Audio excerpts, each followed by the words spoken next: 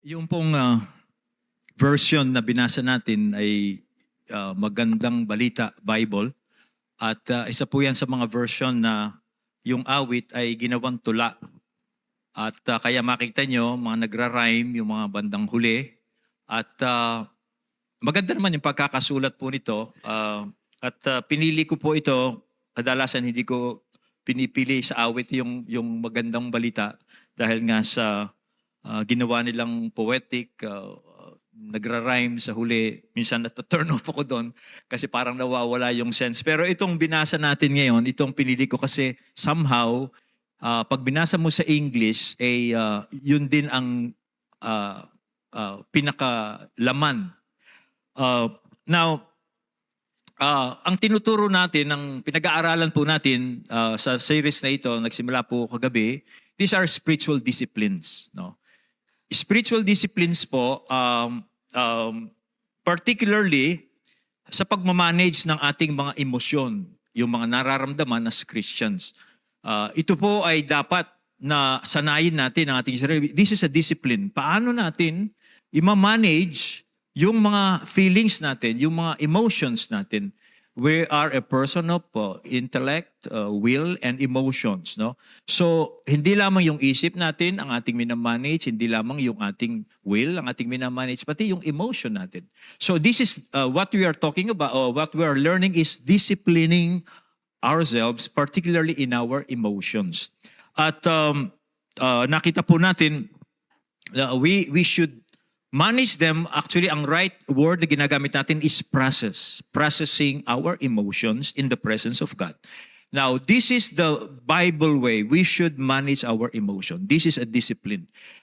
In fact, the Bible ay tinuturuan tayo in anumang ating nararamdaman, there is a Bible way. Halimbawa, sa James 5:13, sabi, no, is anyone among you in trouble?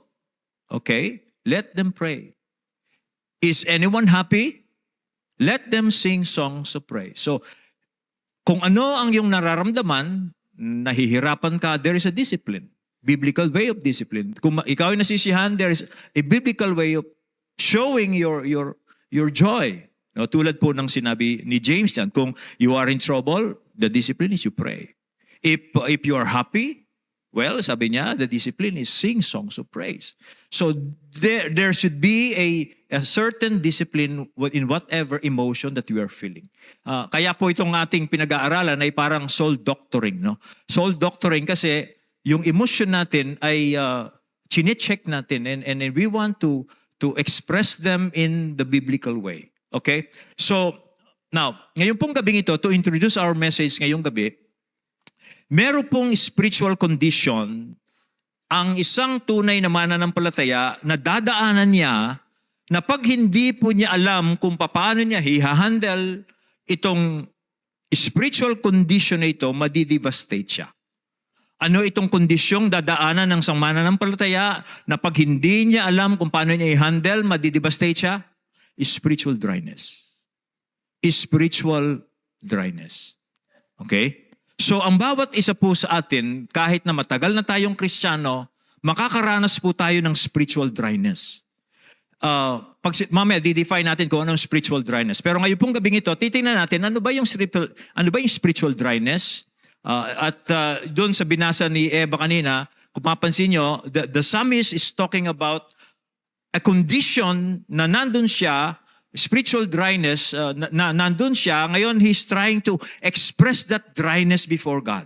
So titingnan po natin ngayong gabing ito, ano ba yung kondisyon ng isang Kristiyanong nasa spiritual dryness? Titingnan natin yung cause, parang yung kagabi, the condition, the cause, and then the cure.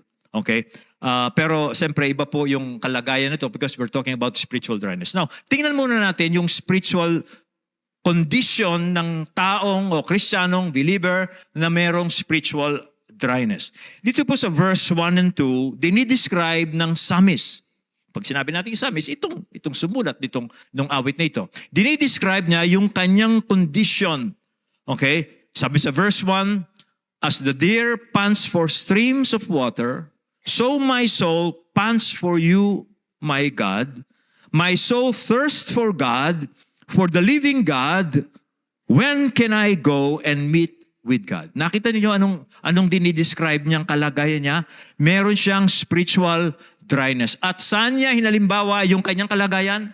Tulad daw ng isang usa na nauuhaw sa streams of water. Now, yun daw pong usa o yung deer ay isang hayop na hindi siya maghihintay na mamamatay na siya sa uhaw bago siya humanap ng maiinom. So ang usa, bago pa siya mamatay sa uhaw, maramdaman pa lang niya yung uhaw niya, hahanap na siya o pupuntahan niya yung dating batis na iniinuman niya. Pero dito, mapansin natin, itong usang ito, nung nauuhaw na siya, pumunta siya doon sa batis na dati niyang pinupuntahan, pero this time, tuyo yung batis. Ganon din i-describe nung psalmist yung kanyang kalagayan.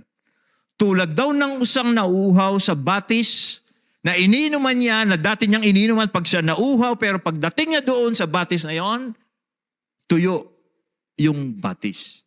Ganon dinescribe po ng psalmist yung kanyang spiritual condition. Meron siyang spiritual dryness. Anong ibig sabihin ng spiritual dryness?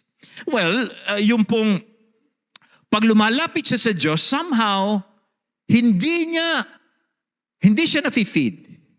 Somehow, hindi po nagre-resonate yung mga dati niyang ginagawa. Pag siya'y nagpe-pray siguro, pag siya'y nagbabasa ng Bible, pag siya'y nag-worship, hindi niya maramdaman yung presensya ng Diyos. Okay? Dati niyang ginagawa yon, pero somehow, ngayon, ginagawa niya, tulad siya ng usang pumunta doon sa dating batis na pinupuntahan niya, pero it's dry. So itong Kristiyanong ito ay nakakaranas siya ng spiritual dryness. Ano man ang gawin niyang pananalangin, pagbabasa ng Bible, pag-church, pag ano pa mang ginagawa niya, spiritual disciplines, it's dry. Nothing resonates. Parang hindi umiimik ang Diyos na kanyang dinadalanginan. Dati, pag lumapit siya sa Diyos, nako-comfort siya. Pag lumalapit siya sa Diyos, lumalakas ang faith niya. Pag lumalapit siya sa Diyos, ay nako-comfort siya, nakakaranas siya ng contentment in his faith. Pero at this point, this psalmist is spiritually dry.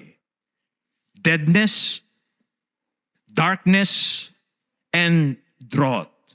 Okay? Now, pansinin natin, ito pong spiritual dryness na ito ay hindi dahil nagkasala siya. Hindi dahil nakagawa siya ng kasalanan. Okay? Kasi kung titingnan natin dito, nung binasa po dito, walang pagsisisi, walang kasalanang inihahayag niya, at walang kasalanang sinasabi niya at hiningin siya ng tawad sa Diyos. Sa Psalm po, pag nagbasa kayo ng mga Psalms, meron kayong mababasa, yung Psalmist ay nakakaranas siya ng spiritual dryness because of sin. Kaya, ang ginagawa niya para maibalik yung kanyang spiritual vitality, nagko-confess siya, humingi siya ng tawad sa Diyos, and binabalik ng Diyos yung joy ng kanyang salvation. Pero dito po, yung Psalmist ay walang binabanggit tungkol sa kasalanang ginawa niya. Kanya po, wala siyang kailangang kasalanang aminin dahil wala naman ayon sa kanyang karanasan na sinasabi niya dito. By the way, kadalasan po kasi pag halimbawa ang isang kapatid na nagsabi sa atin ay parang tuyot ang aking spiritual life. Ang kadalasang naisip natin, anong kasalanan ginawa mo? Nagdi-devotion ka ba? O nagpe-pray ka ba? Baka hindi ka na nagpe-pray. Usually, ang tendency natin ay ina-attribute natin yung spiritual dryness na sinasabi sa atin tungkol na related yon sa kasalanang maring ginawa niya. Kanya minsan, o madalas po, maraming Kristiyano, they don't want to be honest about spiritual dryness. Kasi baka husgahan sila na kaya sila nakakaramdam ng spiritual dryness, it is because of sin. Kanya hindi sila nag-open. No, hindi ko po alam anong kalagayan nyo ngayon. At siguro nahihiya kayong aminin na nakakaramdam kayo nito kasi baka husgahan kayo ng iyong pinagsasabihan. Dahil nga, iniisip baka, anong kasalanan ginawa mo? Hindi ka siguro hindi ka na yata nagdi-devotion o ganun. So, ang point ko po dito, spiritual dryness can come even with a Christian who is faithful in Christian disciplines. Posible pong mangyari yon sa isang Kristiyano. Okay? Now, tatlong Kristiyano po ang nararapat, three kinds of Christians ang nararapat pong matutunan kung ano kanyang gagawin when spiritual dryness comes in his Christian journey. Tatlong klaseng Kristiyano. Una, yung mga new Christians. Sa church po natin, maraming new Christians. Okay? Maring ngayon, hindi pa ninyo nararanasan ito kasi bago lang kayo, you're so excited in your faith, still, nangungusap pa ang Diyos sa inyo pag nagdidevotion kayo, pag nakikinig kayo ng message, para kinakausap kayo ng Panginoon. Pero darating ang spiritual dryness sa inyo. Okay? And then, kaya ko sinasabi ito kasi pag hindi mo alam na ito ay nangyayari sa isang Kristiyano, the first time na maramdaman mo yung spiritual dryness, baka mamurit ka. You will freak out. Kasi nga, akala mo, nagbabackslide ka na, sa akala mo, meron kang ginawang kasalanan. Kanya pag nakaramdam ka nito, dahil hindi mo alam na ito ay nangyayari sa mga Kristiyano, kahit na matagal na sila, maaaring ang ikaw, you will freak out. Okay? And then, tanong mo sa sarili, anong nangyayari sa akin? Bakit nawala na nawala bigla yung kasiglahan ko sa Panginoon? Ganito. So, I'm telling you now, so that you will be prepared when it comes. And mamaya titingnan natin ano yung cause and then ano yung mga cures nito.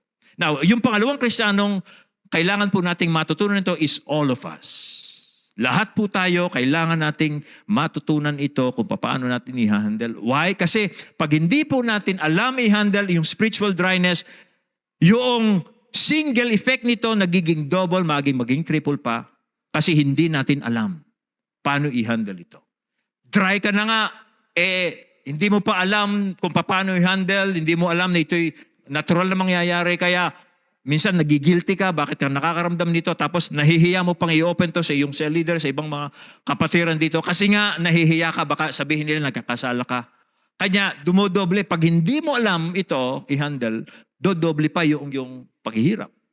Okay? And then the third kind is, yung pong mga Kristiyanong lumayo sa Panginoon. Ito po yung pangatlo. Okay, yung una, yung mga new Christians. Pangalawa, lahat tayo. At yung pangatlo, ito pong mga Kristiyanong talagang nalayo sa Panginoon. Bakit po sila ang dapat din malaman ito? Kasi pag po ang isang Kristiyano, hindi nga po niya alam kung paano i-handle ito. Pag naramdaman niya ito, akala niya meron siyang nagawa o whatever, ayaw niya mag-open and then lalayo siya ng lalayo sa Panginoon. Lalayo na siyang lalayo. At dahil po sa kanyang paglayo at yung kanyang nararamdaman, mis-experiences with God, nagiging intellectual problems. Na there will be time na magdadoubt na siya dahil malayo na siya sa Panginoon, magdadoubt na siya kung talagang Kristiyano pa ba talaga siya. Okay? So yun po. Now, hindi ko po alam kung kanino akong nangungusap ngayon, kung meron third. Kung meron po tayong kasama dito na pakiramdam niya, malayo na siya sa Panginoon, this is maybe one for you. Okay? So how will you recover from this spiritual dryness?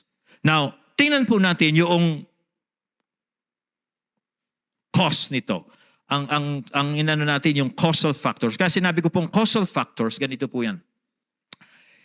Hindi ko po sinasabi na itong mga dahilan ito, mga causal factors na ito will automatically lead to this spiritual dryness condition.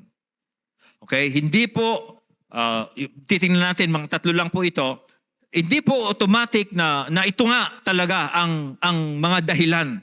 Pero, okay, itong mga tatlong dahilang babanggitin po natin, they tend to be associated with this condition. Okay? Hindi po automatic na pag ito, ganito ang naging dahilan, automatic na ganun nga, magiging spiritual dry na ang isang tao. Pero, ito pong mga dahilang ito, they tend to be associated with that condition. Ibig sabihin, kadalasan, doon papunta yan, spiritual dryness. Dito sa tatlong dahilan. Una, disruption of community. Yan po ang unang dahilan, disruption of community. Anong ibig sabihin? Disruption of community, yun pong naantala, nagambala ang pakikisama ng isang believer sa community of believers. Nawalay siya. Nalayo siya sa samahan, fellowship ng mga kapwa niya believers. Now, tingnan po ninyo itong psalmist na ito sa verse, ano ba itong verse na ito? Hindi ko nasulat yung verse na ito. Pero ganito ang sinasabi, no? These things I remember. Anong verse ito? These things, verse 4. These things I remember, sabi niya, as I pour out my soul, how I used to go to the house of God, under the protection of the Mighty One, with shouts of joy and praise among the festive throng. Now, sa Tagalog, napansin ko, binabasa ko ito, medyo nga mas pil yung Tagalog. Ito ang sabi sa Tagalog. Nagdurugo ang puso ko kapag aking maaalala ang lumipas na kahapong lagi kaming sama-sama. Papunta sa templo ng Diyos na ako ang nangunguna. Nangunguna pa siya sa templo eh. Okay, singer to eh. Song leader ulit. Okay. Pinupuri namin ng Diyos sa pag-awit na masaya. So dito, sinasabi ng psalmist na ito, dati-dati kasama siya doon sa procession papunta sa temple to worship God. Pero somehow hindi natin alam ang dahilan na wala siya doon sa fellowship na yon. Okay? In fact, doon sa mga talata dyan, ayon sa kanyang sinabi, ayon sa kanyang paglalahad, siya po ay dati nakatira sa south, sa south po, kung nasaan yung Jerusalem, nandun yung templo, pero at this point, nasa north na siya. Nasa Mount Hermon na siya, nasa Mizar na siya, at hindi natin alam kung bakit siya napunta. Maaring na-assign siya doon, o whatever, na dahilan, hindi po sinasabi. Pero somehow, nalayo na siya doon sa temple worship na dati, sumasama siya sa pagtitipon, naglilid pa nga siya ng worship, pero at this time, nasa norte siya. Nasa Hermon siya, nasa Mizar po siya. Okay? Now, what's the point? What's the point? Now, meron pong mga Christians na tetempo silang iwan ang community life as a Christian at iniisip po, dahil iniisip nilang magsasurvive sila sa kanilang Christian life. Or, iniisip nila, pwede lang iwan ng community life, hindi na sila makipag-fellowship, hindi na sila mag-church, okay? Dahil iniisip nila, they can still retain their spiritual vitality. Meron bang Christians na ganyan? They are tempted. Sa akala nila, hindi na nila kailangan ng Christian community. They can be strong. They can retain their spiritual vitality without any connection to other Christian community. Alam ho ninyo, meron pong individual Bible study, pero merong private devotional, individual Bible study, merong private devo, pero there is also communal Bible study. Meron din pong individual worship, you can worship God alone, but there is also community worship. Kailangan po ng Kristiyano yan to survive. Okay? Hindi po pwedeng sabihin ng Christian, ako na-master ko na yung devotion. Okay? Every time I open my Bible and every time I pray, God speaks to me. I don't need to go to church. I can worship God wherever I want to be. I don't need to go to church on Sunday. I don't need to fellowship with other believers. Because God speaks to me when I read my Bible. Mali po mga batid. It's wrong. Okay? Ayon po sa survey sa US, 80 to 90% daw po sinasabi nilang they can be spiritual without joining any religious community. Mga Kristiyano, mga Muslim, mga Buddhist, whatever, naniniwala daw po sila, 80 to 90%, naniniwala sila they can be spiritual without any religious community, without joining any religious community. Alam ho ninyo, bakit natin kailangan ng community? Paano mong alam na tama ka? Sinong magkukorek sa'yo. Paano mo mapapainit ang sarili mo nag-iisa ka? Kanino ka accountable? Okay. Paano malalaman na ang pinaniniwalaan mo, yun ang tama? At paano mo i-steer, hihikayatin ng sarili mo to be strong, to be, okay, na maging spiritual ka all alone. You need community. Alam mo ninyo, meron pong mga Kristiyano, and siguro maraming mga Kristiyano ngayon, they are hopping churches, church hopping. They are shipwrecked na sila sa faith because they want a private relationship with God. Walang community. Private lang ang worship nila. And they are church hopping. Church hopping. Okay? At wala silang accountability. Okay? Wala po silang ganon. Walang sharing, walang fellowship. Alam nyo, isang nabasa ko lately, ito, I just want to share this with you. Jude, ilang chapter ang Jude? Walang chapter yan. Okay, verses lang. Jude 3. Pansinin niyo ang sinabi ni Jude. Dear friends, sabi niya, although I was very eager to write to you about the salvation we share, I felt compelled to write and urge you to contend for the faith that was once for all entrusted to God's holy people. Now, pansinin nyo, meron daw pong faith na inintrust sa mga saints ng God, and what is that? The faith that we share. Okay? Yung salvation po natin, yung faith natin needs to be shared. We have common salvation, we have common faith. Ibig sabihin, it has to be shared with others who are sharing this faith, this salvation. Ibig sabihin, no Christian can live a normal, strong Christian life alone. Because the faith that we share, the salvation that we share is common among us. And the faith that was entrusted to God's people is a common salvation. Kanya po, posibleng ang magiging dahilan ng spiritual dryness is that a Christian will stop fellowshipping with other Christians. Okay? Huwag po kayong maniwala na pag ang isang kapatid ay umalis sa atin dito at nakita nyo na nasa lubong nyo sa palengke, kapatid, nasaan ka na, sasabihin sa iyo, hindi ko naman nakalimutan ang Diyos. Huwag kayong maniwalang spiritually strong yan. Okay? No one can be spiritual strong without being connected to others. Yan po ang makita natin dito. Okay? Bakit? Kasi, ano ba yung nangyayari sa corporate worship? Na hindi po nangyayari in individual worship. Ano ba yung nangyayari pag sama-sama yung mga Kristiyano on the church on a Sunday? Okay? Anong nangyayari na hindi po mangyayari sa isang Kristiyanong nasa devotion lang, nasa kwarto siya, nagdi-devotion, okay, nanonood ng TV, online, minsan late pa. Nag-online na late pa. Okay? Okay. Anong hindi po pwedeng mangyari sa isang Kristiyanong nasa bahay lang, nanonood lang ng online?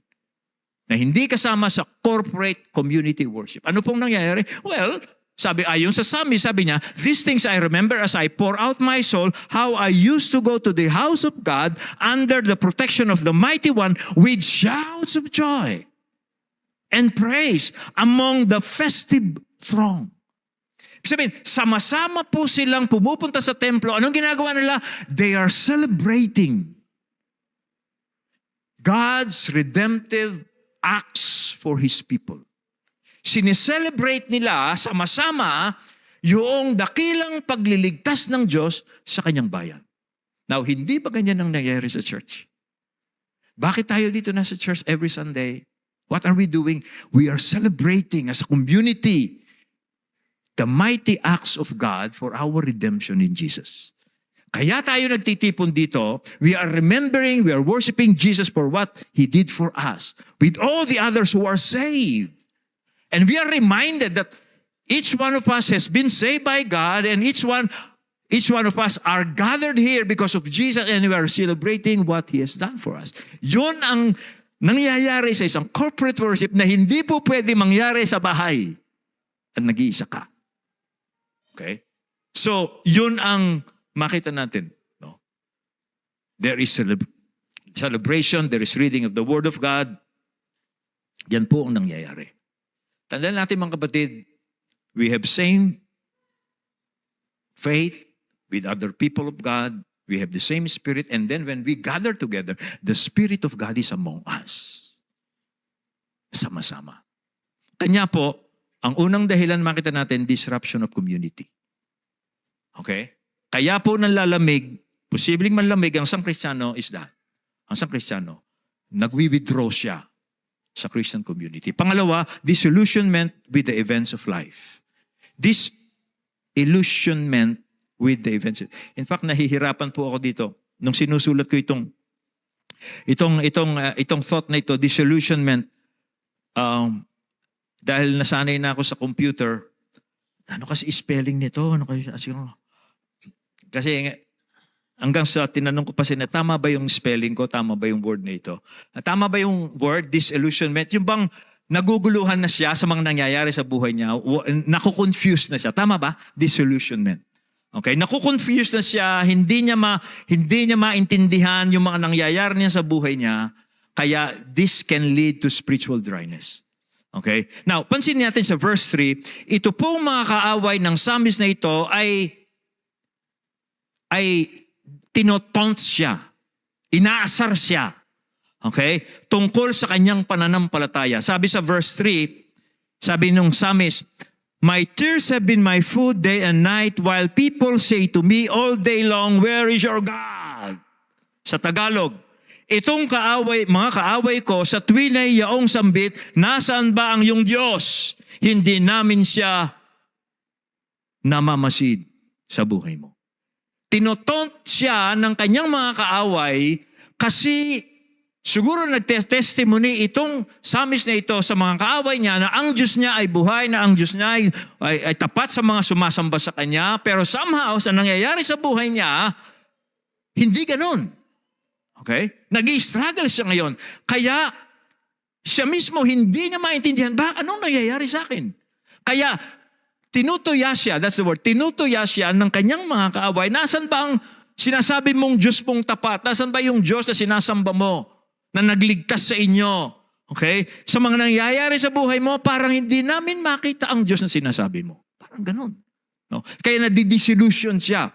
In fact, sa verse 9, yung pong psalmist na ito ay naguguluhan din siya sa kanyang situation. Sa verse 9 sabi, "I say to God my rock, why have you forgotten me?"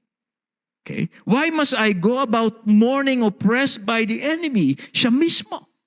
Okay? Tinatanong niya ang Diyos, bakit mo ko kinalimutan? Anong ginagawa mo? Tinutuya ko ng mga kaaway ko.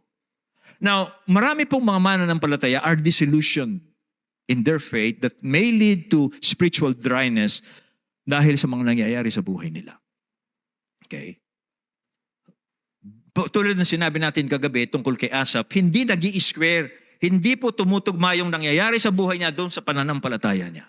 Kaya disillusion siya. Meron po mga Kristiyano, okay, nung naging Kristiyano sila, lalong nadagdagan yung mga problema nila. Okay? Lalong humirap yung buhay nila. Parang ganun, no? Bakit nangyari sa akin ito?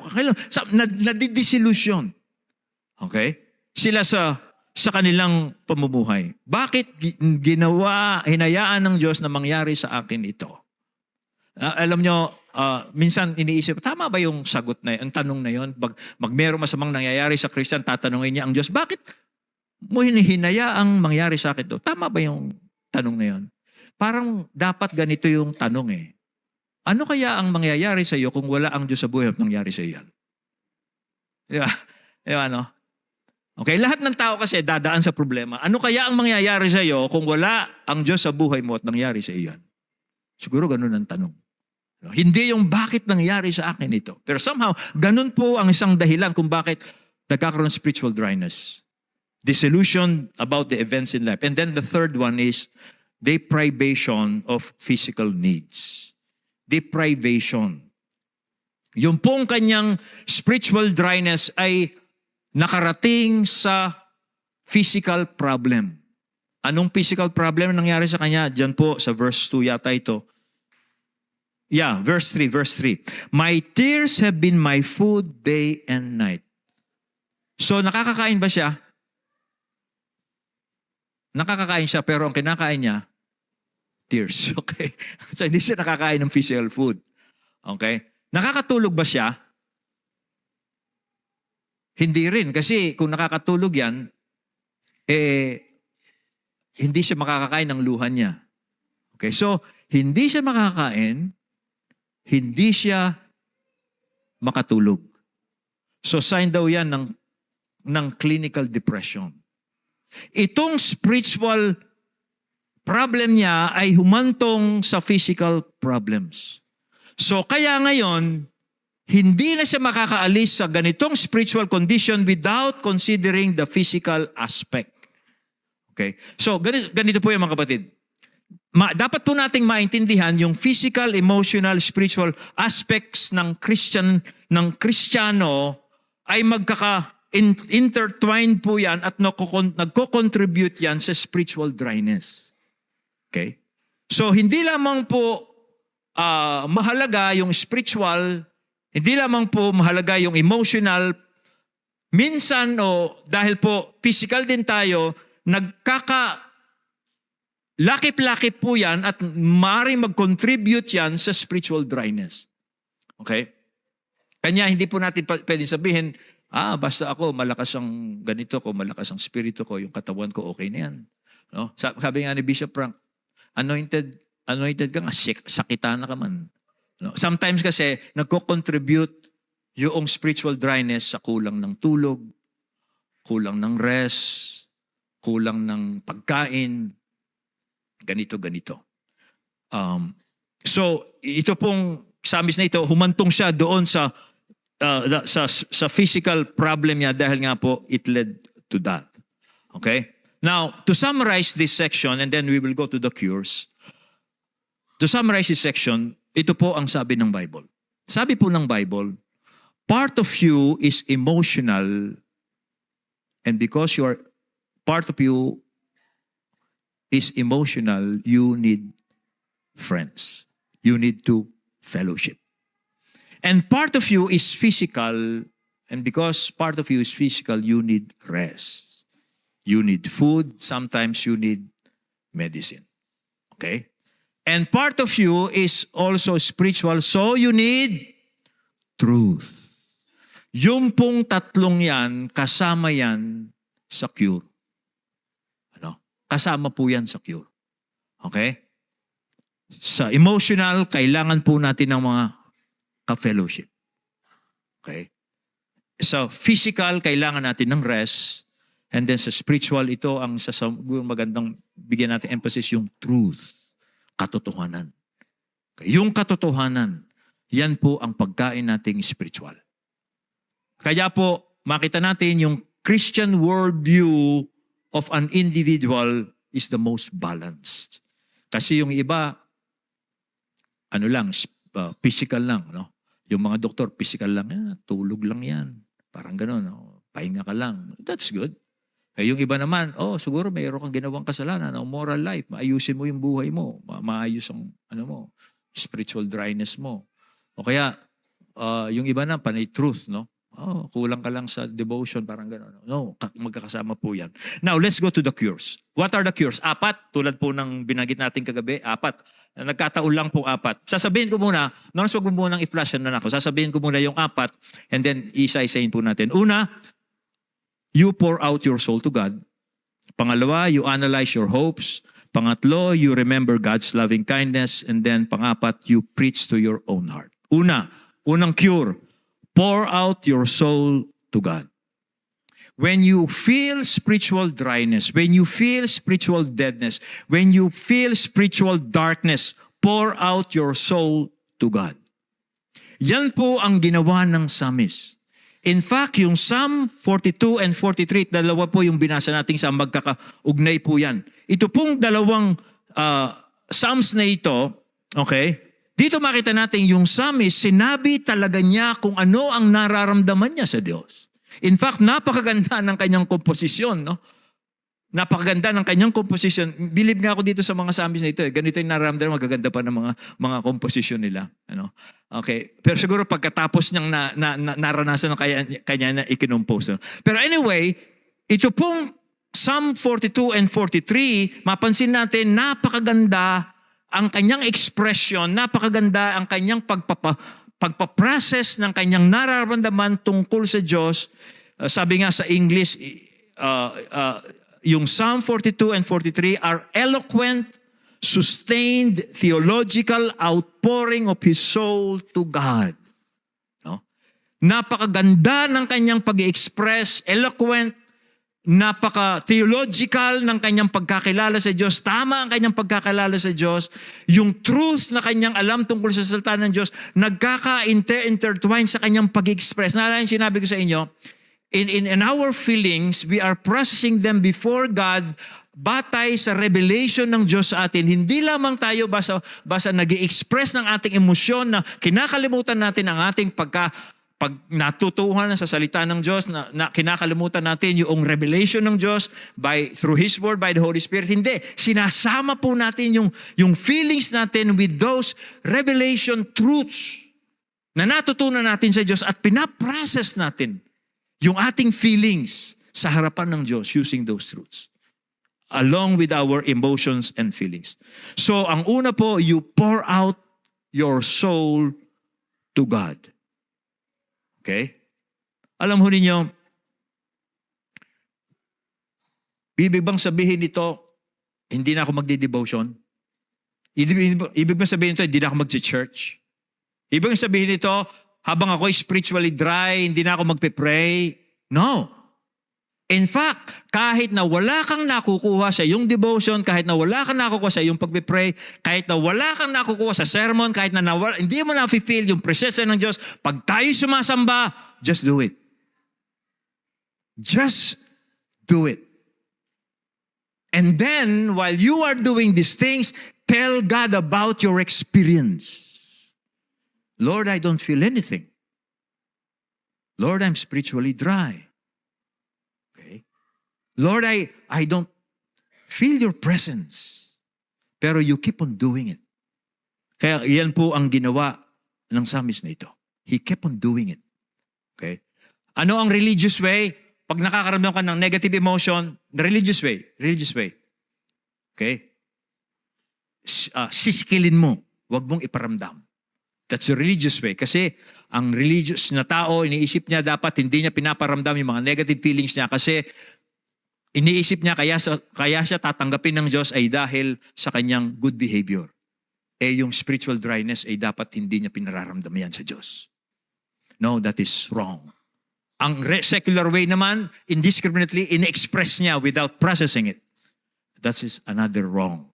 So, the gospel way is process your feelings before God. Okay, that's the gospel way. Pangalawa, analyze your hopes. Yun po yung pangalawa. Analyze your hopes. During spiritual dryness po mga kapatid, dito natin dapat siyasatin kung saan nakalagay, kung saan natin inilalagak yung ating pag-asa. Dito. Okay, tingnan po niyo yung sa verse 5. Why, my soul, are you downcast? Why so disturbed within me? Put your hope in God, for I will yet praise Him, my Savior and my God. Kinakausap niya yung kanyang kaluluwa. Bakit ka nalulumo, kaluluwa ko? Bakit ka naguguluhan sa aking kalooban, sabi niya. Ini-examine niya yung kanyang kaluluwa kung saan naka-rest yung kanyang hope. Hanggang sa inuutusan niya yung kanyang kaluluwa, put your hope in God. Ini-examine niya, inaalam niya kung saan nakabase yung kanyang pag-asa. Bakit po ganun? Ganito po yung mga kapatid. During spiritual dryness, maaaring ipinapakita sa iyo ng Diyos kung saan mo inilalagak ang iyong pag-asa. Okay? Diyan mo maaaring makita saan ba nanggagaling yung pag-asa. Bakit ka masigla? Bakit ka masigla? Meron pong mga tao, ang kanilang pag-asa ay inilalagak nila sa kanilang pamilya. Yung iba naman, nilalagak nila yung kanilang pag-asa sa kanilang posisyon, sa kanilang pera, o whatever, sa kanilang anak, sa kanilang asawa. Doon nilalagak nila ang kanilang pag-asa. During spiritual dryness, God will lead you and test you to show you where you are putting your hope. Kanya, tetest natin saan ba talaga nanggagaling yung aking sigla sa buhay. Okay? Halimbawa po si David. Si David po, sa Psalm 3 makita natin, si David ay nilalagak niya yung kanyang pag-asa sa kanyang pamilya at sa kanyang bayan. Pero ang nangyari, doon sa Psalm 3, si David po ay nagkudeta yung kanyang paboritong anak na si Absalom. Okay? At nagkudeta, nilusob ni Absalom kasama po ng mga ilang army ni David at saka po karamihan sa Israel na kanyang pinagtitiwalaan na pinaglalagakan niya ng kanyang pag-asa, yung kanyang pamilya at saka yung kanyang mamamayan, linulusob siya. Kaya tinetest siya ng Diyos kung saan talaga ang pag-asa niya, kung saan niya linagay yung pag-asa niya. Hanggang sa anong sabi ni David, sa verse 3, itong sabi niya, "But you, Lord, you are a shield around me. My glory, the one who lifts my head high." Sabi niya, ang pag-asa ko ay sa Diyos. Kasi nalaman ni David during the time of crisis na yung inaasahan niya, yung pamilya niya, they went against him. Yung paboritong anak niya. At yung bayan niya na kanyang pinaglalagakan ng pag-asa, kinakalaban siya. Kaya, sabi ni David, sa Diyos na lang talaga ako umaasa. And during that time, ano ang point dito ganito? During times of spiritual dryness, unless po mga kapatid, ibalik mo uli ang iyong pag-asa, ang iyong significance, ang iyong meaning in life sa Diyos, hindi po kayo makakabalik ng spiritual vitality. Hindi po. Meron daw pong, si Tim Keller, meron siyang kinukwento tungkol dito. Meron siyang kinounsel lang mag-asawa. At itong dalawang mag-asawang ito ay merong mga irresponsibleng asawa. Okay? Mga babae po itong lumapit sa kanya, mga member niya. Irresponsibleng asawa nila. At ang kinounsel ni Tim Keller, sabi niya, patawarin niyo ang inyong mga asawa para magkasundo kayo. Kasi nga, gusto nang hiwalayan ng mag-asawang ito, kanilang mga asawa, kasi mga irresponsibleng mga asawang lalaki. No? At sabi niya, yung isa, napatawad niya yung asawa niya, tinanggap niya yung asawa kaya hindi sila nag-divorce. Ano? Pero yung isa, nagtaka siya kasi hindi niya mapatawad yung kanyang asawa. Okay? At sa isip niya, sabi niya, ito dapat madali niyang mapatawad yung kanyang asawa kasi mas worse yung asawa ng isa na nagpatawad agad eh. Tapos nagtataka siya, bakit hindi niya mapatawad yung kanyang asawa? Nalaman niya na itong hindi niya mapatawad yung kanyang asawa ay dahil yung kanyang anak na nagiging irresponsable dahil sa kanilang irresponsableng mga ama, itong hindi niya mapatawad yung kanyang asawa, yung pag-asa niya, nasa anak niya. Nasa anak niya. Wala doon sa asawa niya. So parang ganun, kaya niya hindi mapatawad yung asawa niya na actually mas responsable yung kanyang asawa niya kaysa doon sa isang babae dahil yung pag-asa niya ay nasa anak niya. Umikot yung kanyang buhay sa kanyang anak. So in times of spiritual dryness, God will test you, where does your hope, meaning, significance come from? Unless it is transferred back to God, hindi babalik ang spiritual vitality. Kanya po itong psalmist na ito, sinabi niya, put your hope in God. My soul, put your hope in God, for I will yet praise Him. Sabi po ng Panginoon Kristo, everyone who drinks this water will be thirsty again. But whoever drinks the water I give them will never thirst. Indeed, the water I give them will become in them a spring of living water welling up to eternal life. Everyone who drinks this water will be thirsty again. Ano yun? Yung inaasahan niya, yung meaning niya sa mga bagay na nasisira. Pero sabi ni Jesus Christ, but everyone who comes to me, I will give the water of life. Kung sa akin ka nagtitiwala, sa akin ang iyong significance, then you will regain your spiritual vitality. And then, pangatlo po, remember the kindness, the loving kindness of God. Remember God's loving kindness. Verse 5, my soul is downcast within me, therefore I will remember you. During his spiritual dryness, he deliberately remembered God. Sabi niya, my soul is downcast within me, therefore I will remember you. Yes, I feel dry, so I will remember you. Sabi niya, deliberately remembering God. And then sa verse 8, by day the Lord directs His love, at night His song is with me, a prayer to the God of my life. Yung pong salitang love dyan, sinabi niyang by day the Lord directs His love. At night His song is with me. Yung pong salitang love dyan is the word kesed. Kesed sa Hebrew. Ibig sabihin, God's covenant love to His people. He remember God's covenant love to His people. At sabi niya, ito ang lagi niyang inaawit tuwing gabi. Naalala niyo minsan nakakapanood tayo sa pelikula, isang binatang isang binatang napunta sa malayong lugar, tapos namimiss niya yung kanyang probinsya, yung kanyang lugar o kanyang pamilya, tapos may gitara siya. No? Nakakapanood kayo ng pelikulang gano'n. Yung nanggigitara yung bida, and then kumakanta siya, oleyo, oleyo. parang inaalala niya. Parang gano'n yung ginagawa nitong psalmist na ito. Ano? Ito, inaalala niya, inaawit niya yung God's covenant love.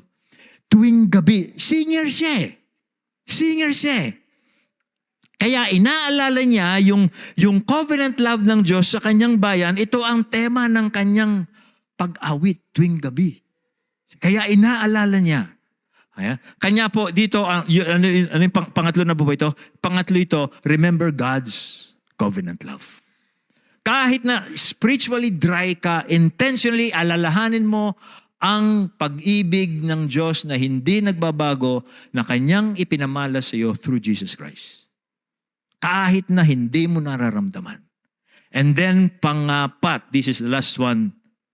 Matapos mong gawin yung tatlo, ulitin natin yung tatlo Matapos mong i-pour out your soul to God, matapos mong ilagak ang iyong inanalyze yung hope mo at ibinalik mo sa ang iyong tanging hope sa Diyos, matapos mong alalahanin yung kanyang covenant love, ano yung pangapat? Ito yung pangapat, very crucial. Preach to your own heart. Okay. Preach to your own heart. Okay? Pangaralan mo ang iyong puso.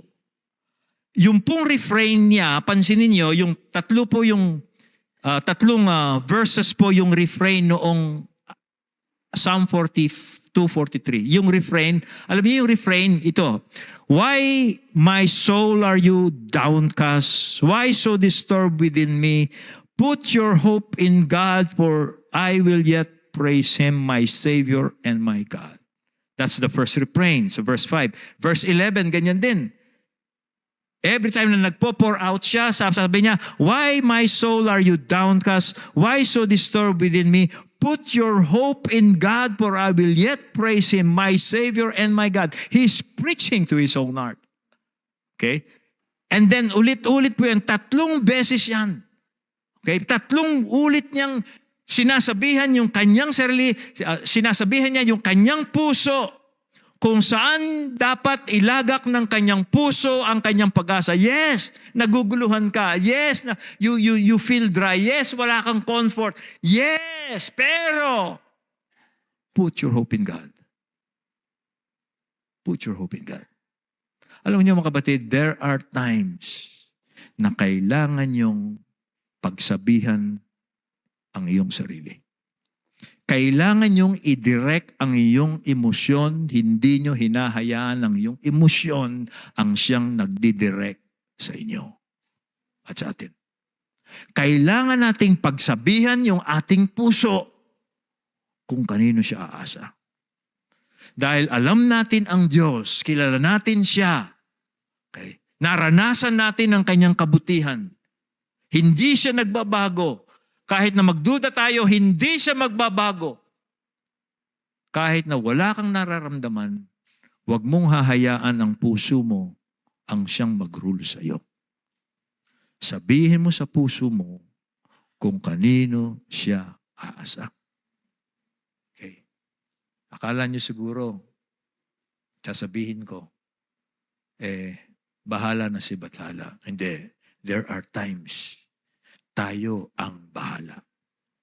Matapos sabihin sa atin ng Diyos ang tungkol sa Kanya, kahit na hindi natin nararamdaman pansamantala, sabihan natin ang Kanyang puso. Sabihan natin ang ating puso.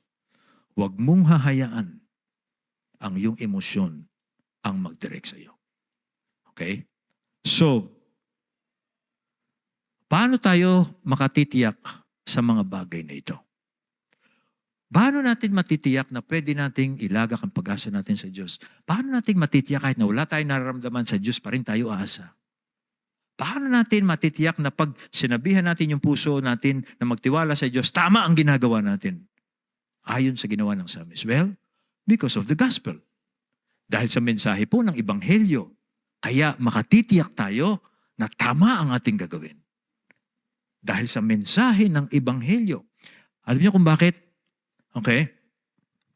Kung babasahin po ninyong maigi itong Psalm 42 and 43, maaari niyong itanong sa inyong sarili, sino ba talaga ang nauuhaw sa Diyos? Sabi niya kasi nauuhaw siya sa Diyos. Pero sino ba talaga ang nauuhaw sa Diyos? Okay? Sino ba talaga ang tinuya ng kanyang mga kaaway? Diba? Tinutuya siya ng kanyang mga kaaway. Sino sa palagay niyo ang talagang tinuya ng kanyang mga kaaway? Sino yung talagang iniwanan ng Diyos? Kasi iniwanan siya ng Diyos eh. Sabi, pakiramdam niya, iniwanan siya ng Diyos. Pero pag binasa nyo ng maigi yan, it will reflect the gospel. Sino po ang talagang nakaranas ng uhaw? Sino po ang mga tinuya ng kanyang mga kaaway? Sino po ang iniwanan ng Diyos? Di ba si Jesus nung siya nasa krus? Si Jesus. Ating Panginoon na nasa krus siya. Di ba? Sinabi niya, nauuhaw ako, sabi niya sa mga tao. Tapos sinabi niya na habang nasa krus siya, bakit niyo po ako binabayaan? Tapos, anong sabi ng mga kaaway niya? Kung ikaw ang Kristo, bumaba ka diyan. Patunayan mong ikaw ang Kristo. Tinutuya siya. Kaya dito, yung Psalm 42 and 43, it reflects the gospel. Kaya makakatiyak tayo na itong instruction at sinabi po ng psalmist na ito ay mangyayari pag ginawa natin ito because of Jesus. Jesus suffered all this so that whenever we thirst, whenever we feel abandoned, whenever we are being taunted by our enemies, tandaan nyo nangyari kay Jesus para sa atin. Para sa atin. Okay? Kaya nga po mga kapatid, ano po ang mangyayari dito? Ano po ang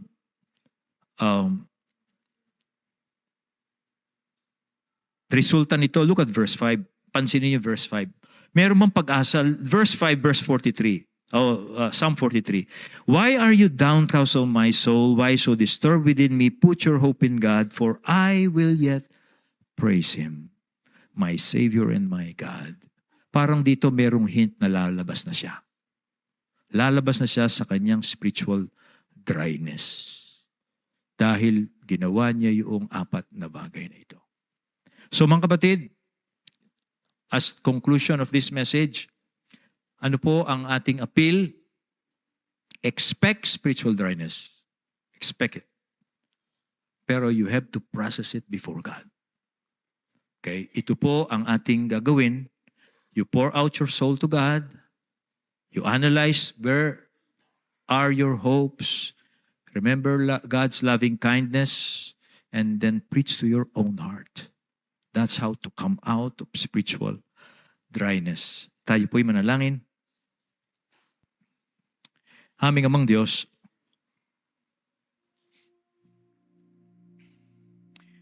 nagpapasalamat kami dahil sa hinayaan po ninyong masulat yung Psalm 42 and 43. Namin pong pinag-aaralan ngayong gabi to remind us and to tell us, to instruct us that spiritual dryness will come in all children of God.